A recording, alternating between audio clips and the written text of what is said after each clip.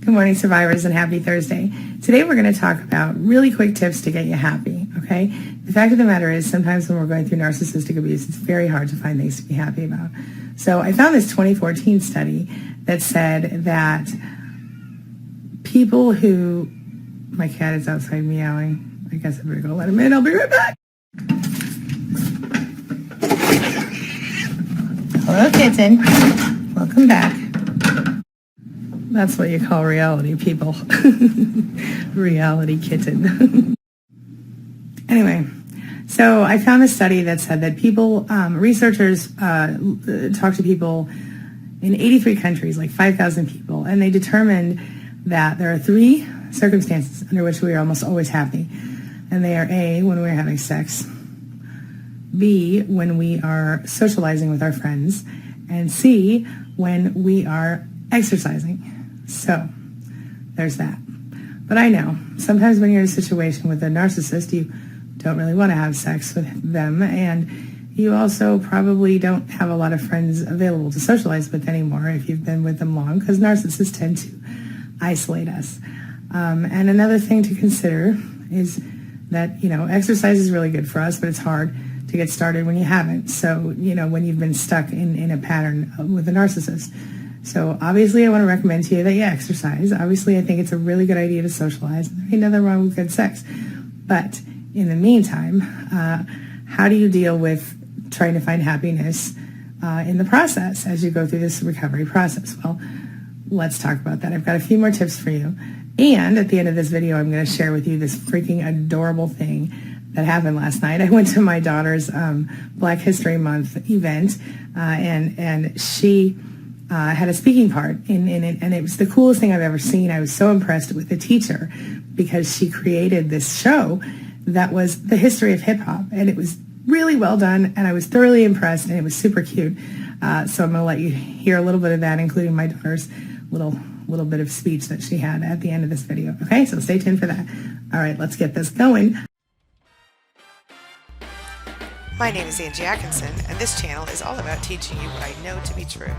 You really can create the life you want. But first, do you have your coffee? This cup is one of my dollar store cups that I really like. I just thought it was super cute. I've got it in red, black, and green. So, yep, here we go. So I've told you guys this before, but my first tip is to smile. Anytime you sit around and you smile, even if you don't mean it initially, your body releases endorphins, makes you feel better. It's a physiological reaction, but it really works. So even if you feel terrible, if you just smile, you're going to feel a lot better. So smile, my friend, smile. You got a beautiful smile, just do it. You know what I'm saying? It really does help. Another study found that people who do what they call downward comparisons, as in people who have it worse than them, if they make a point of looking at someone who has a worse life than them, and they focus on how much better their life is, they tend to find some peace in that. Now, let me just make a suggestion to you about that. Instead of looking at people who are downward from you, maybe you could just look at what is good in your own life and be grateful instead. If it helps you to go and volunteer at a homeless shelter or something like that, there's nothing wrong with that. That's good karma for you and all that stuff. But I don't think that it's necessarily a good thing to focus on people who are less than you. I think that's a little difficult. So my suggestion is to focus on what you're grateful for in your own life instead. I always tell you guys, think of 3 things you love about yourself and 10 things you're grateful for every single day. It really does change your vibration quite quickly. My third and final tip for the day, mostly, is to do something that requires brain power.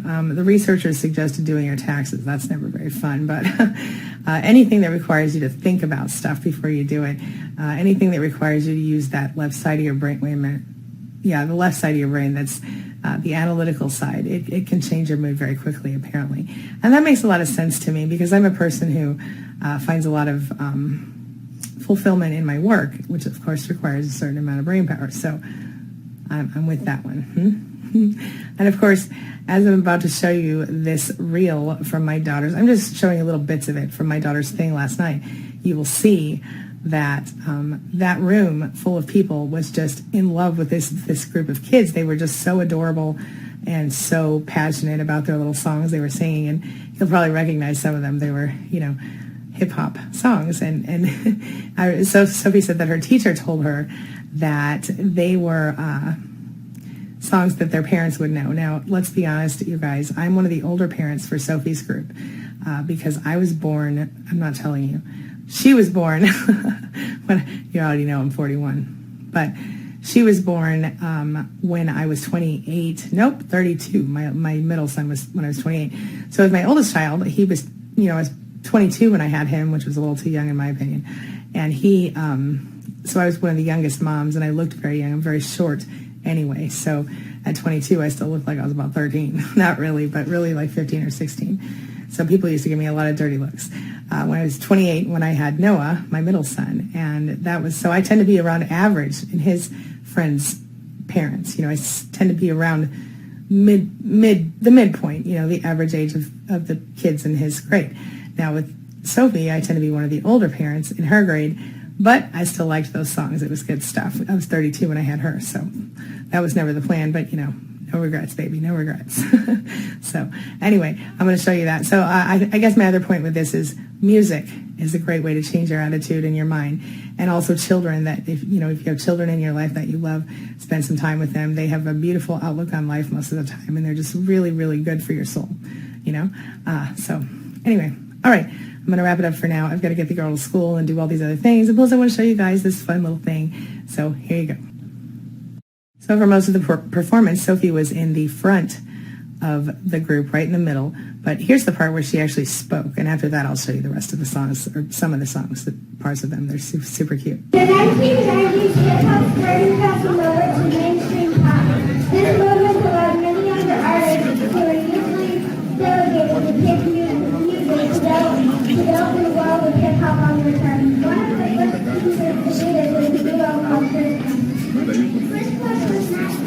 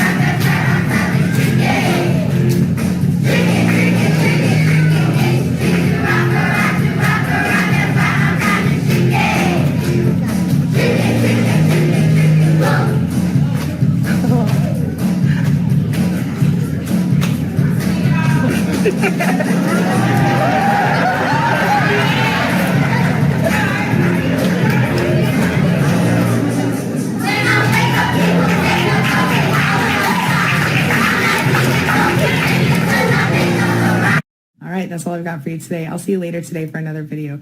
As always, I really appreciate that you're here with me, and thank you for letting me be a part of your day and a part of your life. Thanks for having coffee with me.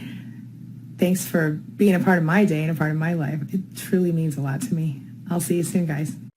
It's my mission to teach others what I know to be true. You really can create the life you want. Take care of your body, take care of your soul, nurture the real you, and introduce him or her to the world. Be comfortable in your own skin and in your place in this world.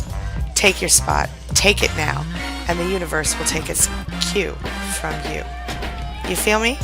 If so, subscribe to my channel. Let's get it done together.